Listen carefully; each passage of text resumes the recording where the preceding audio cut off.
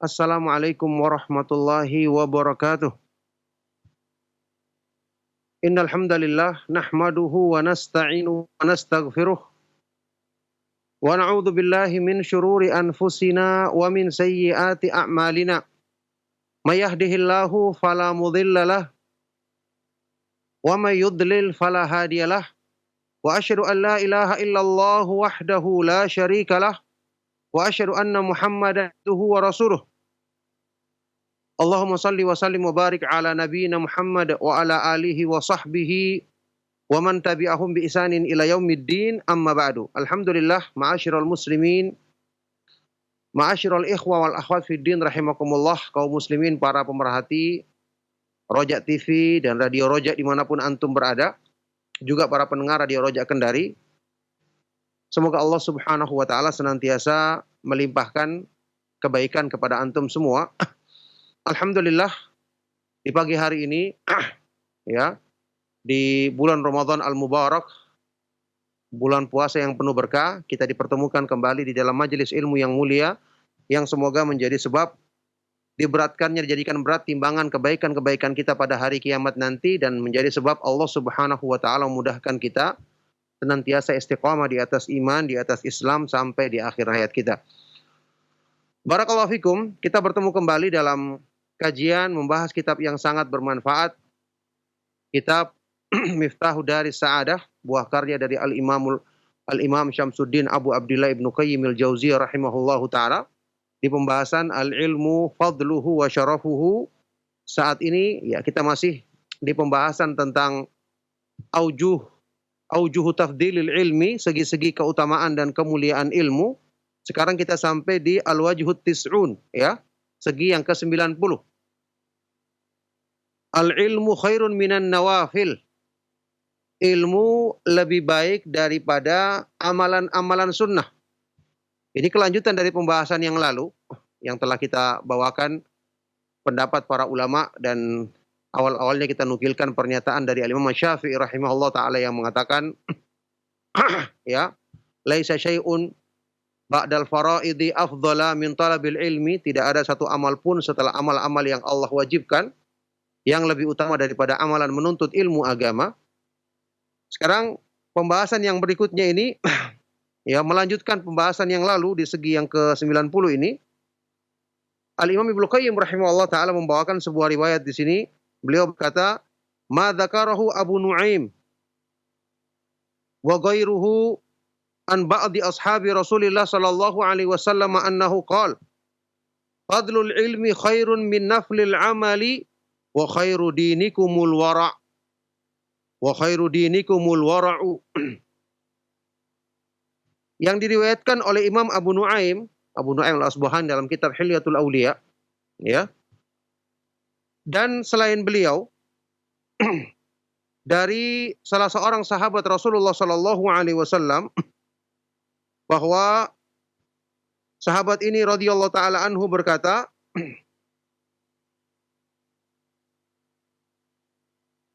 fadlul ilmi khairun min naflil amal. Keutamaan ilmu lebih baik daripada amalan sunnah, yakni amalan yang bersifat nafilah, yang tidak wajib, yang berupa anjuran.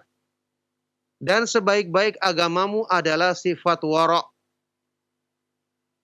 Ini jelas sekali pernyataan dari salah seorang sahabat Nabi SAW. Di dalam kitab Hilyatul Auliya disebutkan sahabat yang dimaksud adalah Hudzaifah ibnul Yaman radhiyallahu taala anhu, sahabat yang ma'ruf, ya. Hudzaifah ibnul Yaman radhiyallahu taala anhu. Jadi beliau mengatakan di sini keutamaan ilmu itu lebih baik dibandingkan amalan yang bersifat nafilah, yang bersifat anjuran. Dan sebaik-baik agamamu adalah sifat wara', sifat hati-hati dalam urusan agama. Ini poin pentingnya adalah bahwa disebutkan di sini keutamaan ilmu lebih utama dibandingkan dengan amalan-amalan yang bersifat anjuran di dalam Islam, ya. Berarti ilmu menempati urutan setelah amalan-amalan yang diwajibkan di dalam Islam. Baik, riwayat ini sendiri ya disebutkan di dalam sanadnya ada kelemahan. Ada seorang rawi yang diperselisihkan, ya, yang bernama Abdullah ibnu Abdul Quddus. Ada sebagian ulama yang menyatakannya kuat, ada juga yang melemahkannya. Akan tetapi riwayat ini secara mauquf, ya, mauquf artinya ucapan dari sahabat Nabi Shallallahu Alaihi Wasallam, itu ada riwayat lain yang mendukungnya, maka bisa dikatakan derajat hadis ini adalah derajat yang hasan sebagaimana dinyatakan oleh Imam Al-Munziri di dalam Targhib wa Tarhib. Maka secara mauquf riwayat ini adalah riwayat yang kuat. Mauquf artinya sampai kepada sahabat Nabi Shallallahu Alaihi Wasallam, yakni Hudzaifah ibn Yaman radhiyallahu taala anhu. Ibnu Qayyim di sini kemudian mengatakan wa qad ruwiya hadza marfu'an min hadits Aisyah radhiyallahu anha wa fi raf'ihi nadhar. Hadis ini pun juga diriwayatkan secara marfu. Apa artinya marfu?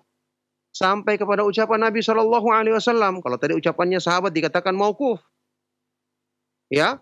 Dari riwayat lain disebutkan marfu sampai kepada Nabi Shallallahu Alaihi Wasallam dari Aisyah radhiyallahu taala anha.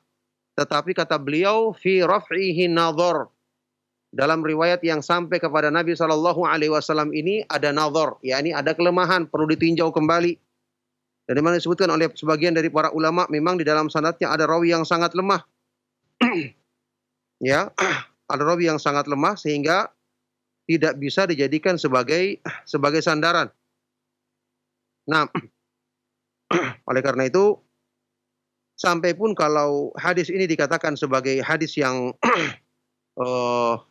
mauquf saja, ucapan Hudzaifah ibn Yaman radhiyallahu taala anhu saja ini sudah cukup sebagai pegangan kita, apalagi didukung dengan keterangan yang lalu ya dari para ulama salaf yang telah kita nukilkan di segi keutamaan ilmu yang lalu. Nah, disebutkan di sini kalau dalam riwayat Aisyah yang dikatakan tadi sampai kepada Nabi Shallallahu Alaihi Wasallam, dalam sanadnya ada Muhammad ibnu Abdul Malik, dia muttaham, ya, muttaham bil kadzib, tertuduh berdusta. Maka jelas riwayat ini sama sekali tidak bisa didukung karena kelemahannya sangat fatal, ya, dhaifun jiddan, lemah yang sangat. Baik. Jadi makanya Ibnu Qayyim rahimahullah taala mengatakan wa fi raf'ihi nadhar, pada riwayat yang sampai kepada Nabi Shallallahu Alaihi Wasallam ini ada kelemahan, perlu ditinjau kembali. Yang jelas yang kita kuatkan di sini adalah riwayat yang sampai kepada sahabat Hudzaifah ibnul Yaman radhiyallahu taala anhu. Baik. Ibnu Qayyim rahimahullah taala selanjutnya menjelaskan wa hadzal kalamu huwa faslul khitab fi hadhil mas'alah. Pernyataan dari sahabat ini merupakan faslul khitab. Ya, pemutus pembicaraan. Yang merupakan pemutus pembicaraan dalam masalah ini. Ya, ini masalah amalan apakah yang lebih utama dibandingkan amalan-amalan yang wajib. Di pertemuan yang lalu kan sudah kita nukilkan pernyataan juga dari Syekhul Islam Ibnu Taimiyah rahimahullah taala yang mengkompromikan hadis-hadis yang sahih dalam masalah ini, yaitu amalan yang paling utama setelah yang wajib adalah menuntut ilmu, qiyamul lail, salat malam, dan berjihad di jalan Allah Subhanahu wa taala, tentu dengan jihad yang sesuai dengan syariat Islam. Ya, yang sesuai dengan keterangan para ulama Ahlus Sunnah wal Jamaah, bukan jihad yang ngawur dan asal-asalan. Baik. Nah, Ibnu Qayyim di sini membawakan, beliau mengatakan pernyataan dari Hudzaifah ini merupakan faslul khitab. Ya, kalimat pemutus dalam masalah ini, fa innahu idza kana kullun minal ilmi wal amali fardhan fala budda minhuma kas-shaumi was-salati. Karena kalau ilmu dan amal kedua-duanya wajib, maka ini tentu harus dikerjakan, harus diutamakan. Contoh seperti puasa dan salat. Ya, puasa dan salat kan amalan yang wajib.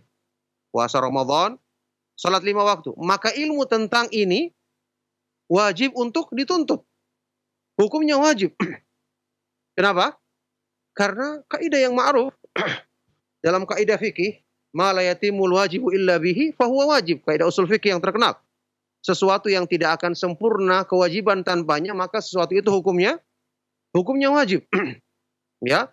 Jadi kalau yang berhubungan dengan amalan yang wajib seperti pelaksanaan salat 5 waktu, pelaksanaan puasa yang sesuai dengan sunnah Rasulullah Shallallahu Alaihi Wasallam, sesuai dengan petunjuk Allah dan Rasulnya, amal-amal yang wajib, maka menuntut ilmu tentangnya wajib. karena tidak akan sempurna kita melaksanakan amal tersebut tanpa ilmu, tanpa kita memahami, ya, yang berhubungan dengan hukum-hukumnya, syarat-syaratnya, pembatal-pembatalnya, hal-hal yang merupakan kewajiban-kewajibannya dan hal-hal yang merupakan penyempurna-penyempurnanya atau amalan-amalan sunnah padanya. Ini wajib untuk kita ketahui. Tapi kata beliau, fa idza kana fadlaini, akan tetapi kalau kedua amal tersebut keutamaan, naflani al-mutatawwa'u bihima, kalau hanya bersifat anjuran, tidak sampai wajib, fa fadlul ilmi wa nafluhu khairun min fadlil ibadati wa nafliha. Maka keutamaan ilmu, ya, ilmu, kemuliaan ilmu dan ilmu yang bersifat anjuran dalam masalah ini lebih baik dibandingkan amalan yang bersifat anjuran, ibadah yang bersifat anjuran lainnya. Jadi kita perhatikan penjelasan beliau di sini, ya. Kalau berhubungan dengan amalan yang wajib, kayak tadi sholat 5 waktu atau ibadah puasa Ramadan, ini hukumnya wajib, jelas, termasuk rukun Islam bahkan, ya, kita ketahui. Maka ilmu tentangnya berarti wajib. Ilmu tentangnya berarti wajib. Maka ini tidak ada lagi perselisihan pendapat. Wajib kita menuntut ilmu tentangnya. Ya, karena amalan ini wajib, maka harus diutamakan. Dan karena tidak bisa kita mengamalkannya dengan benar kecuali dengan mempelajarinya, mempelajari yang sesuai dengan petunjuk Allah dan Rasulnya, maka pelajaran atau menuntut ilmu dalam masalah ini wajib. Sekarang yang berhubungan dengan misalnya amalan yang sunnah, contoh salat sunnah, ibadah puasa yang sunnah, sedekah yang sunnah dan yang lainnya, bacaan Al-Quran atau berzikir dan yang lainnya, maka menuntut ilmu tentangnya, ya, secara kedudukannya itu lebih utama dibandingkan amalan-amalan sunnah tersebut. Berdasarkan penjelasan atau ucapan dari Hudzaifah dalam riwayat ini. Li'annal ilma ya'ummu naf'uhu sahibahu wan nasa ma'ahu. Kenapa dikatakan menuntut ilmu lebih utama dibandingkan amalan-amalan sunnah ini? Ya. Kan karena menuntut ilmu manfaatnya lebih umum, lebih luas cakupannya. Bermanfaat bagi orangnya sendiri dan juga bagi orang lain. Orang yang menuntut ilmu, dia bisa membenarkan ibadahnya sendiri. Dan dia bisa mengajarkannya kepada orang lain. Manfaatnya itu melampaui dirinya sendiri. Lebih luas cakupannya. Wal ibadatu yakhtassu naf'uhu bi sahibiha. Sedangkan ibadah yang dikerjakan seseorang manfaatnya hanya untuk dirinya sendiri. Khusus untuk dirinya sendiri. Ya. Kita masih ingat ada athar dari imam besar Ahlus Sunnah dari kalangan tabi'ut tabi'in, Imam Darul Hijrah, Imam Malik bin Anas rahimahullah ta'ala. Ketika beliau pernah satu saat dikirimi surat oleh seorang ahli ibadah di Madinah. Kata Imam Malik bin Anas adalah imam besar penduduk Madinah waktu itu, di zaman tabi'ut tabi'in, yang beliau senantiasa menuntut ilmu, menyampaikan ilmu di Masjid Nabawi. Imam yang lainnya yang ahli ibadah, ya, namanya adalah Abdullah ibnu Umar al-Umari al-Mukabbar. Dia ini ahli ibadah dan lebih mengutamakan ibadah-ibadahnya dibandingkan dengan menuntut ilmu atau menyebarkan ilmu hadis. Maka dia pun menulis surat kepada Imam Malik untuk menghimbaunya agar memperbanyak ibadahnya, mengurangi majelis atau kajian ilmu hadis yang disampaikannya. Maka ketika itu Imam Malik bin Anas rahimahullah ta'ala membalas jawabannya atau suratnya tersebut dengan menyampaikan nasihat yang sangat baik sekali, ya, bahwa Imam Malik rahimahullah ta'ala memilih untuk menyampaikan ilmu sunnah karena beliau mengetahui keutamaannya tidak di bawah ibadah-ibadah yang dikerjakan oleh ahli ibadah tersebut, yakni Abdullah ibnu Umar al-Umari. Beliau mengatakan, wa ma ra'aitu ma ana fihi biduni ma anta fihi wa arju an yakuna kilana ala khairin wa bar. Aku tidak menganggap apa yang sedang aku kerjakan saat ini, kesibukanku mengajarkan ilmu hadis, saya tidak memandang itu lebih dibawa keutamaannya dibandingkan ibadah yang sedang kamu tekuni. Dan aku berharap kita berdua selalu di atas kebaikan dan ketakwaan kepada Allah Subhanahu wa taala. Jadi para ulama itu memilih, ya, bahwa menuntut ilmu dan menyebarkan ilmu, apalagi yang berhubungan dengan sunnah Rasulullah Sallallahu Alaihi Wasallam, menyebarkan kebaikan yang ini kemaslahatannya mencakup umum, ya, luas, mencakup pengajaran kepada orang lain, bukan hanya untuk diri kita sendiri. Mereka mengatakan ini lebih utama, maka mereka memperbanyak kegiatan dalam hal ini, meskipun kita ketahui para ulama tersebut adalah orang-orang yang jelas rajin beribadah, rajin memperhatikan amal-amal yang wajib dan amal-amal sunnah yang mereka kerjakan, seperti Imam Malik maupun para ulama lainnya rahimahumullahu ta'ala. Nah, kata beliau selanjutnya, Ibnu Qayyim rahimahullah ta'ala mengatakan, wali annal ilma tabqa faidatuhu wa thamratuhu ba'da mautihi. Ini juga alasannya. Kenapa ilmu lebih utama dibandingkan amalan-amalan sunnah? Karena ilmu, manfaatnya atau faidahnya, buahnya tetap ada meskipun orangnya telah mati. Ya, meskipun orangnya telah mati. Sekarang, kita menuntut ilmu. Kitab Ibnu Qayyim rahimahullah ta'ala sudah berapa ratus tahun lewatnya sejak kematian beliau. Kitab Sahih Bukhari, Sahih Muslim, kitab-kitab para ulama Ahlus Sunnah wal Jamaah, tafsir Ibnu Katsir dan yang lainnya. Sudah sekian tahun, ya, lebih 100 tahun mereka meninggal dunia, tapi alhamdulillah kita masih bisa membaca kitab-kitab mereka. Kita bisa mengambil faedah dari kitab-kitab mereka dan terus kita doakan mereka, semoga Allah merahmatinya. Ini menunjukkan bahwa ilmu itu faedahnya dan buahnya menetap meskipun pemiliknya telah wafat, telah meninggal dunia.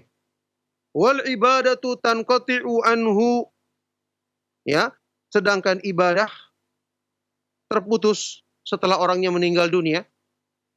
Jelas bermanfaat baginya nanti di sisi Allah Subhanahu wa taala kalau dia laksanakan dengan ikhlas dan sesuai dengan petunjuk Allah dan Rasulnya. Tapi untuk kemanfaatannya kita dapati sekarang buku-buku yang ditulis oleh para ulama terus kita baca dan kita pelajari meskipun mereka telah meninggal dunia. Walima marra minal wujuhis sabiqah, dan juga segi-segi keutamaan yang lalu menjelaskan tentang keutamaan ilmu ini dibandingkan ibadah-ibadah sunnah tersebut. Ya, di antaranya kita pernah baca ucapan dari sahabat yang mulia Ali bin Abi Thalib radhiyallahu taala anhu dengan sanad yang sahih yang sudah kita lewati. Beliau memperbandingkan waktu mengatakan mata khuzanul amwali wa hum ahya'un wal ulama'u baquna ma baqiya dahru. Orang-orang yang punya harta itu telah mati di hadapan manusia ketika mereka masih hidup. Ya, ini tidak pernah dipuji-puji dengan kebaikan. Ya, ini orang yang punya harta tapi tidak punya ketakwaan, maksudnya. Mereka masih hidup tapi telah mati di hadapan manusia, bahkan dicela. Beda orang yang berilmu, wal ulama'u baquna ma baqiya dahru. Orang-orang yang berilmu senantiasa ada sepanjang masa sampai hari kiamat. Sampai pun mereka telah mati, mereka tetap dipuji, ilmunya terus dibaca, pahalanya terus mengalir. Karena ini adalah sebaik-baik sedekah, ya. Sebaik-baik sedekah ilmu yuntafa'u bihi, ilmu yang diambil manfaatnya yang menjadikan pahalanya terus mengalir meskipun orangnya telah meninggal dunia. Ini jelas sekali menunjukkan keutamaan dan kemuliaan ilmu agama dibandingkan ibadah-ibadah yang bersifat sunnah atau anjuran di dalam Islam. Barakallahu fikum. Kita melangkah di segi yang berikutnya. Al-wajhul hadi wa tis'un. Segi keutamaan ilmu yang ke-91. Al-ilmu al-khasyatu. Ilmu adalah rasa takut kepada Allah Subhanahu wa taala yang sesungguhnya. Baik. Dibawakan di sini riwayat dari Imam Al-Khatib Al-Baghdadi dan yang lainnya, kata Ibnu Qayyim rahimahullah taala, marwahul Khatib wa Abu Nuaimin wa ghairuhuma an Muadz bin Jabal radhiyallahu anhu qala. Riwayat yang disebutkan oleh Imam Al-Khatib Al-Baghdadi dan Abu Nuaim Al-Asbahani dari sahabat Mu'adz bin Jabal radhiyallahu taala anhuma, beliau berkata, "Ta'allamul ilma fa inna ta'allumahu lillahi khasyatun wa talabahu ibadatun wa mudarasatahu tasbihun wal bahtha anhu jihadun wa ta'limahu liman la yuhsinuhu sadaqatun wa badlahu li ahlihi qurbatun bihi yu'rafullahu wa yu'badu wa bihi yuwahhadu wa bihi yu'raful halalu minal harami wa tusalul arhamu wa huwal anisu fil wahdati was sahibu fil khalwati wad dalilu ala sarra'i wal mu'inu ala dharra'i wal waziru indal akhillai wal qaribu indal ghurabai wa manaru sabilil jannati yarfa'ullahu bihi aqwaman fayaj'aluhum fi khairi qadatan wa sadatan yuqtada bihim adillatan fil khairi tuqtassu atharuhum wa turmaku af'aluhum wa targhabul malaikatu fi khallatihim wa bi ajnihatiha tamsahuhum yastaghfiru lahum kullu radbin wa yabisin hatta hitanul bahri wa hawamuhu wa sibaul barri wa an'amuhu was sama'u wa nujumuha wal ilmu hayatul qulubi minal ama wa nurul absari minadh dhulam wa quwwatun lil abdani minadh dha'fi yablughu bihi al abdu manazil al abrari wad darajatil ula at-tafakkuru fihi yu'dalu bis siyam wa mudarasatuhu bil qiyam wa huwa imamun lil amali wal amalu tabi'uhu yulhimuhu as-su'ada'u wa yuhramuhu al ashqiya'u wa hadzal atharu ma'rufun an Mu'adz radhiyallahu taala anhu. Baik, ini dalam sebuah athar yang panjang diriwayatkan tadi Imam Al-Khatib Al-Baghdadi dan Abu Nu'aim Al-Asbahani dari sahabat yang mulia Mu'adz bin Jabal radhiyallahu taala anhu. Dikatakan oleh Ibnu Qayyim ini adalah athar yang ma'ruf, ya, yang terkenal dari ucapan sahabat yang mulia Mu'adz bin Jabal radhiyallahu taala anhu. Kita baca, ta'allamul ilma, pelajarilah ilmu karena mempelajarinya ikhlas karena Allah ini merupakan khasyah, rasa takut yang sesungguhnya. Allah Subhanahu wa taala berfirman, "Innama yakhsyallaha min ibadihi al-ulama" dalam surat Fatir. Sesungguhnya yang takut kepada Allah, yang memiliki khasyah, ketakutan yang sesungguhnya, ketakwaan yang sesungguhnya kepada Allah hanyalah orang-orang yang berilmu. Maka mempelajarinya karena Allah ini akan melahirkan khasyah. Ya. Makanya para ulama menyebutkan dengan pernyataan seperti ini, seperti Imam Ahmad mengatakan al-ilmu khasyatullah, ilmu itu adalah rasa takut kepada Allah Subhanahu wa taala. Wa talabahu ibadatun, menuntutnya adalah ibadah. Mudarasatahu, saling mempelajarinya adalah tasbih, ya, bernilai zikir, mensucikan Allah. Wal bahtha anhu, mengkajinya, membahasnya adalah jihad, berjihad di jalan Allah. Mengajarkannya kepada orang yang tidak mengetahuinya adalah sedekah, bernilai sedekah. Bahkan ini adalah sebaik-baik sedekah. Wa badlahu li ahlihi qurbatun, mencurahkan ilmu ini kepada orang yang ahli, ya, kepada orang yang ahlinya, ini merupakan kurbah untuk mendekatkan diri kepada Allah. Ya, kita ajarkan kepada orang yang tidak tahu ini ibadah, kita sampaikan kepada orang yang bisa membawanya, kepada orang yang ahli, maka ini juga kurbah, ya, ibadah untuk mendekatkan diri kepada Allah Subhanahu wa taala. Dengan ilmu Allah dikenal dan diibadahi semata-mata. Dengannya Allah Subhanahu wa taala ditauhidkan. Manusia mentauhidkan Allah dengan mengenal ilmu agama. Dengan ilmu diketahui yang halal dari yang haram. Dengan ilmu silaturahim disambung. Dialah al-anis minal wahdati, ya, yang menyertai ketika kita sendirian. Dialah yang menemani kita fil khalwati, ketika kita sedang sendirian, ya, tidak ada teman. Dialah petunjuk dalam kegembiraan dan penolong ketika kita menghadapi kesulitan. Dialah al-wazir, pendamping kita ketika kita bersama orang-orang yang dekat dengan kita. Dialah yang dekat ketika kita bersama orang-orang yang asing. Ilmu adalah menara jalan yang menunjukkan jalan menuju surga. Dengan ilmu Allah Subhanahu wa taala mengangkat derajat beberapa kaum sehingga Allah jadikan mereka dalam kebaikan sebagai pemimpin, sebagai komandan yang dijadikan sebagai panutan. Mereka adalah adillatan fil khair, penunjuk dalam kebaikan. Jejak-jejak mereka diikuti. Perbuatan-perbuatan mereka diperhatikan untuk diteladani. Para malaikat ya selalu ingin menyertai mereka dan senantiasa menaungi mereka dengan sayap-sayap mereka, menyentuh mereka dengan sayap-sayap mereka. Semua makhluk yang ada di muka bumi memohon ampun untuk mereka, memohon ampun kepada Allah untuk mereka, baik itu yang basah maupun yang kering, sampai pun ikan-ikan di lautan atau hewan-hewan lautan lainnya, juga binatang buas di daratan maupun binatang ternak. Ya, demikian pula langit dan bintang-bintang memohonkan ampun untuk mereka. Ilmu adalah kehidupan bagi hati manusia dari kebutaan, cahaya bagi pandangan manusia dari kegelapan. Ilmu adalah kekuatan bagi badan yang lemah. Dengan ini seorang hamba akan meraih tingkatan-tingkatan orang-orang yang soleh dan derajat yang tinggi. Memikirkan ilmu ini sebanding dengan berpuasa.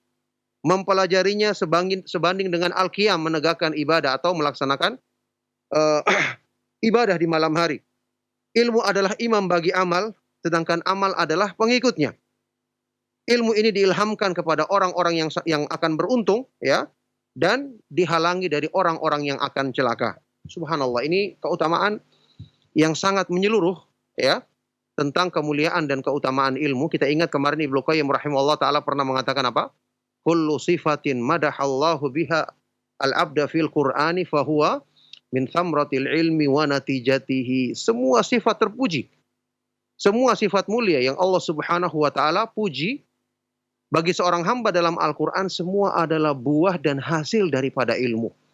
Jadi semua keutamaan kembali kepada ilmu agama. Itulah sebabnya Allah Subhanahu wa taala mengutus para nabi dan para rasul alaihi wassalatu wassalam untuk menyampaikan ilmu dari sisi Allah Subhanahu wa taala kepada umat manusia. Baik. Kata Ibnu Qayyim, wa hadzal atharu ma'rufun an Mu'adz radhiyallahu taala anhu, ini adalah athar yang sangat terkenal dari sahabat Mu'adz bin Jabal radhiyallahu taala anhu. Wa rawahu Abu Nuaimin fil Mu'jam min hadithi Mu'adzin marfu'an ila Nabi sallallahu alaihi wasallam wa la yathbut wa hasbuhu an yasila ila Mu'adz. Dan Imam Abu Nuaim dalam Mu'jamus Sahabah meriwayatkan hadis ini juga dari Mu'adz bin Jabal dari Nabi Muhammad sallallahu alaihi wasallam, marfu sampai kepada Nabi sallallahu alaihi wasallam. Tapi kata beliau, riwayat yang sampai kepada Nabi sallallahu alaihi wasallam ini la yathbut, tidak sahih. Ya, tidak benar penisbatannya kepada Nabi sallallahu alaihi wasallam. Tapi cukuplah riwayat ini sampai kepada Mu'adz bin Jabal dari ucapannya, karena sahabat yang mulia tidak akan mungkin mengatakan hal-hal yang seperti ini dari akal pikiran mereka sendiri. Yang ini di dalam ilmu mustalah hadis bisa disebut sebagai riwayat yang marfu hukman, ya. Marfu secara hukum, ucapan sahabat, ya, di antaranya ucapan sahabat Nabi Shallallahu alaihi wasallam yang tidak mungkin dikatakan dari akal pikiran mereka semata-mata, maka ini bisa dikatakan hukumnya marfu sampai kepada Nabi Shallallahu alaihi wasallam meskipun tidak langsung diucapkan oleh Nabi Muhammad Shallallahu alaihi wasallam. Barakallahu fikum, ini jelas keutamaan yang tadi sudah kita bacakan terjemahannya. Keutamaan ilmu yang sangat menyeluruh. Ibadah, ya, baik ketika kita pelajari sendiri, kita ulang-ulangi, kita mengkajinya, kita sampaikan kepada orang lain. Bahkan semua makhluk memohonkan ampun, para malaikat mencintainya, keutamaan yang sangat tinggi. Yang ini jelas menjadi motivasi bagi setiap orang-orang yang menginginkan kebaikan dirinya untuk semangat dalam menuntut ilmu, karena ini adalah, ya, jalan petunjuk yang akan membimbing dia kepada keridhaan Allah Subhanahu wa taala, membimbing dia kepada surga. Baik, barakallahu fikum. Insyaallah cukup sampai di sini dua segi yang kita ambil di kesempatan pagi hari yang berbahagia ini, semoga bermanfaat.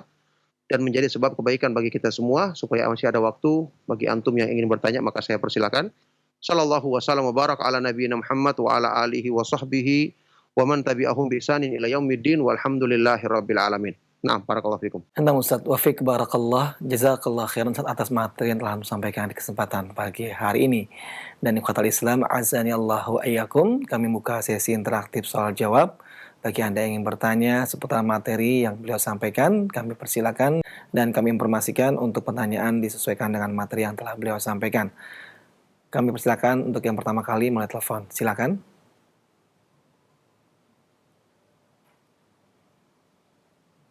Ya, silakan. Warahmatullahi wabarakatuh. Waalaikumsalam warahmatullahi wabarakatuh. Ya, dengan siapa Bapak dan berada di mana? Dengan keadaan dari Cianjur, Pak Ustaz. Ya, silakan perkeadaan.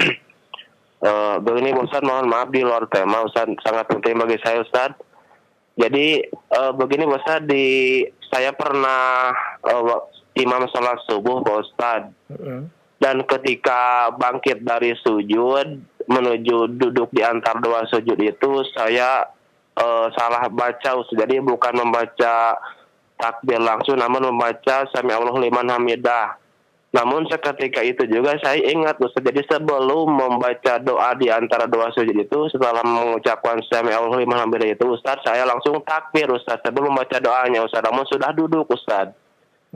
Jadi bagaimana status sholat saya, apakah mohon Ustaz, tapi saya juga karena setelah itu saya takbir, jadi saya tidak sujud sahwi Pak Ustaz.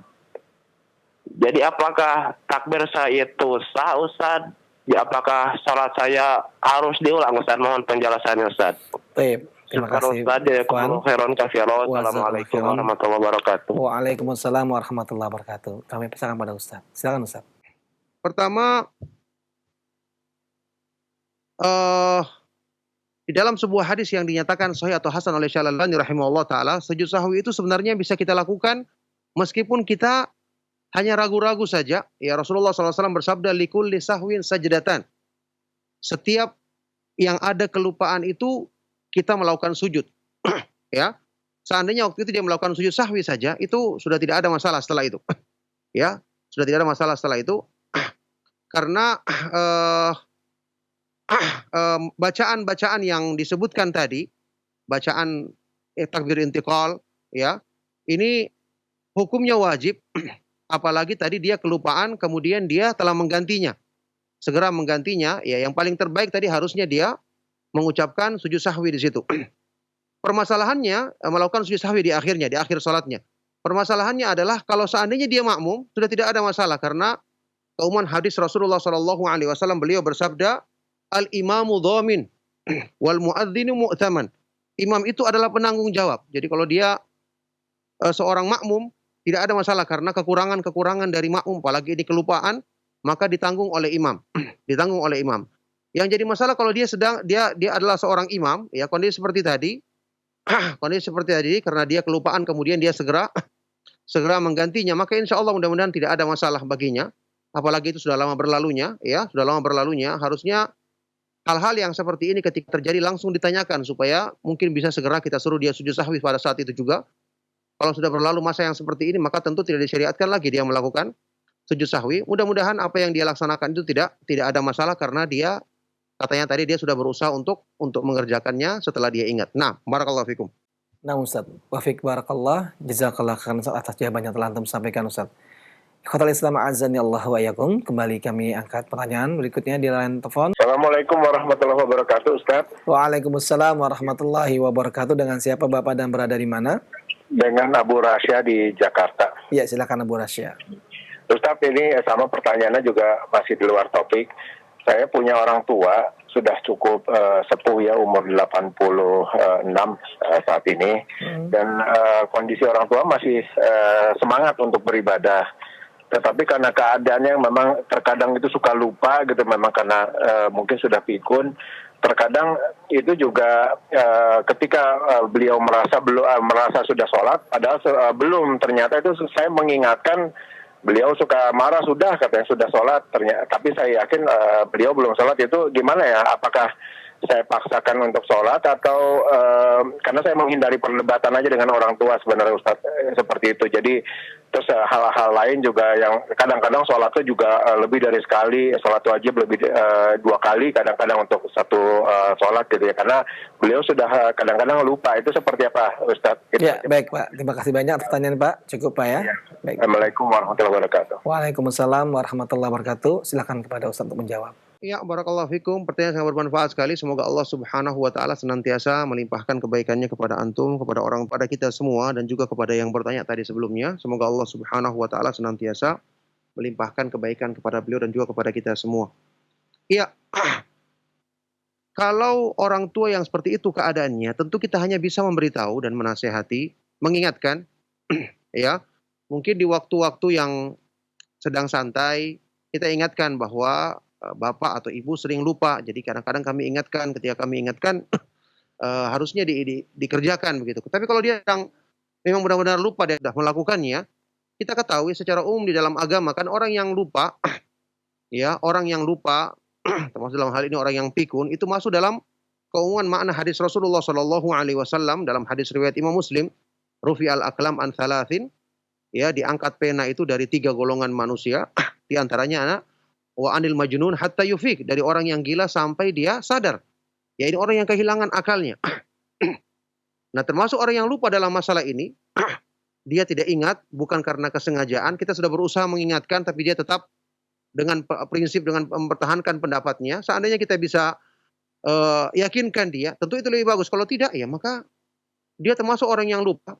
Ya, termasuk orang yang lupa. Juga hadis Rasulullah Shallallahu alaihi wasallam tambah hadis yang lain, innallaha tajawaza li an ummati al-khata'a wan nisyana wa mastukrihu alaih. Sungguhnya Allah Subhanahu wa taala mengampuni dosa-dosa yang dilakukan oleh umatku karena al-khata' ketidaksengajaan, an-nisyan kelupaan, wa mastukrihu alaih dan hal-hal yang dia lupa apa dia dipaksa melakukannya. Maka dalam hal ini orang tua antum lupa dan sudah diingatkan dia tetap bertahan dengan keyakinannya, maka semoga itu adalah sesuatu hal yang dimaafkan oleh Allah Subhanahu wa taala berdasarkan hadis-hadis tersebut. Nah, barakallahu fikum. Nah, Ustaz Taufik barakallah, jazakallah khairan atas jawaban yang telah sampaikan Ustaz. Demikian jawaban untuk Abu Rasya di Jakarta. Kota Islam azani Allah wa iyyakum. Kami kembali buka sesi interaktif dan kita masih lanjutkan. Silakan kepada Anda yang ingin bertanya. Untuk Anda yang bertanya secara langsung. Ya, silakan. Assalamualaikum Ustaz. Waalaikumsalam warahmatullahi wabarakatuh. Dengan siapa Bapak dan berada di mana? Dengan Abu Anis di Bau-Bau Ustaz. Abu Anis di Bau-Bau. Silakan Abu Anis. Barakallahu fiik. Wafik barakallah. Saya tanyakan berhubungan dengan zikir dan doa setelah sholat itu Ustaz. Ya. Saya mendengar kadang jamaah berzikir dan berdoa setelah sholat itu, sebelum dia membaca subhanallah itu dia selingi dengan lafaz-lafaz ilahi rabbi anta maulana subhanaka subhanallah. Kemudian setelah subhanallah 3 kali dia membaca lagi subhanallahilladzi daiman abada syukur alhamdulillah. Kemudian sebelum berzikir dengan Allah Akbar ada lafaz lagi yang dia ucapkan Ustaz. Apakah lafaz-lafaz tersebut ada tuntunannya dari sunnah Ustaz? Baik. Cukup Pak ya. Terima kasih Abu Anis. Jazakallah khair. Assalamualaikum warahmatullahi wabarakatuh. Waalaikumsalam warahmatullahi wabarakatuh. Wa jazakallah khairan dan kepada Ustaz kami persilakan. Ya, barakallahu fikum. Pertanyaan yang sangat bermanfaat dari Bapak Abu Anis di Bau-Bau tadi ya. Semoga Allah Subhanahu wa taala senantiasa melimpahkan kebaikan dan rahmatnya kepada beliau, kepada keluarga dan juga kepada kita semua.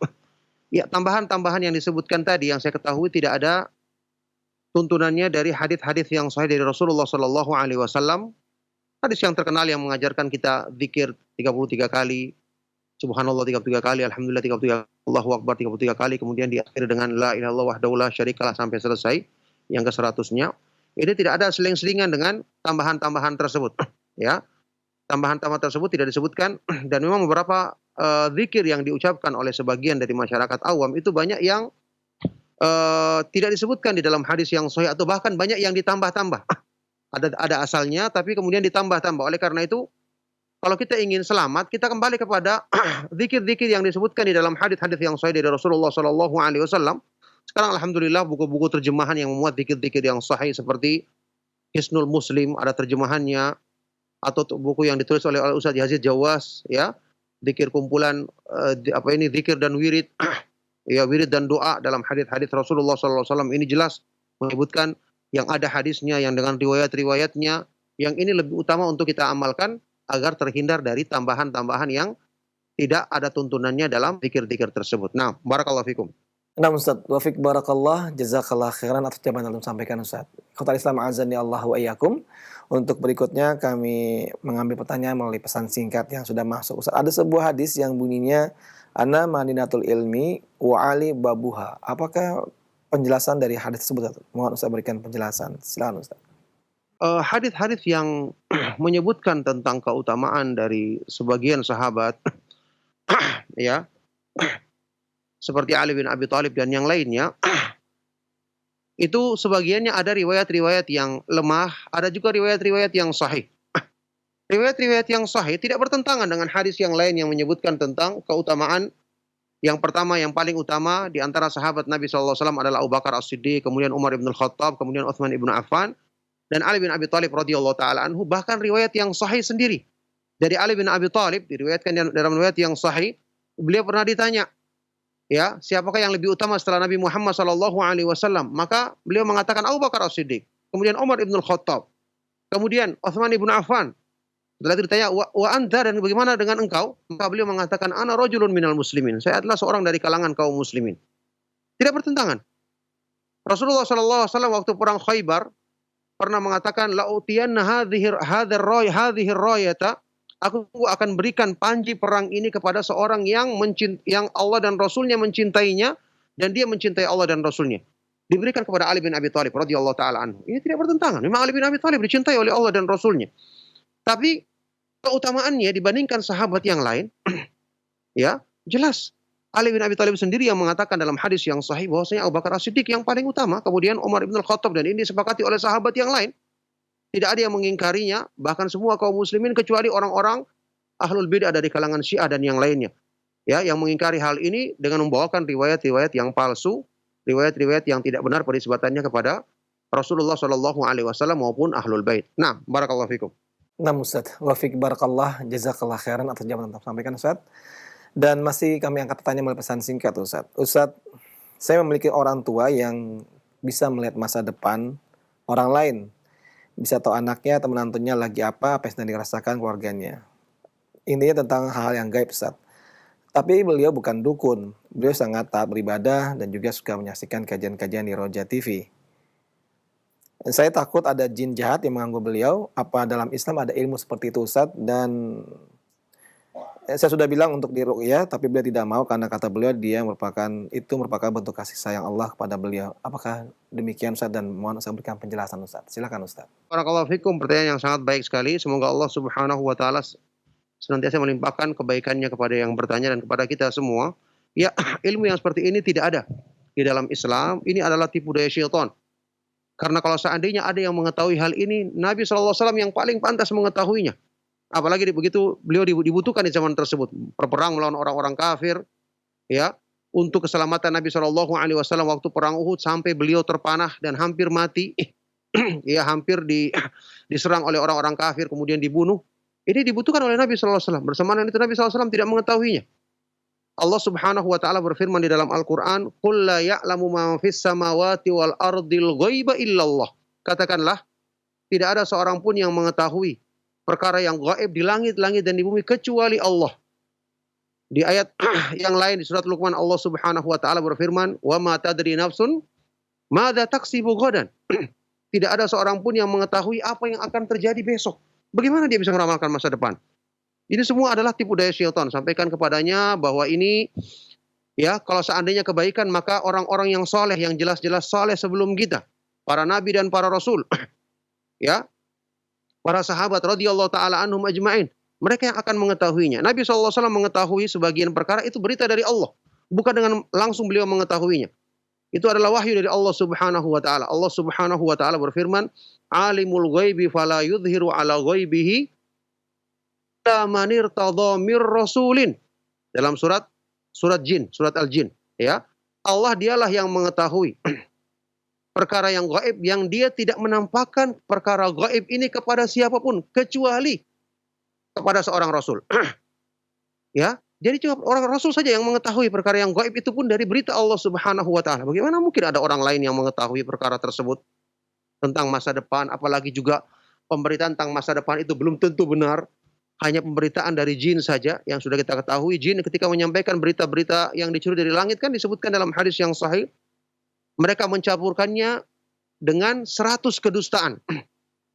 Ya, jadi ini cuma tipu daya syaitan saja. Sampaikan kepadanya untuk jangan mengikuti hal-hal tersebut karena ini merupakan bagian dari tipu daya syaitan. Nah, barakallahu fikum.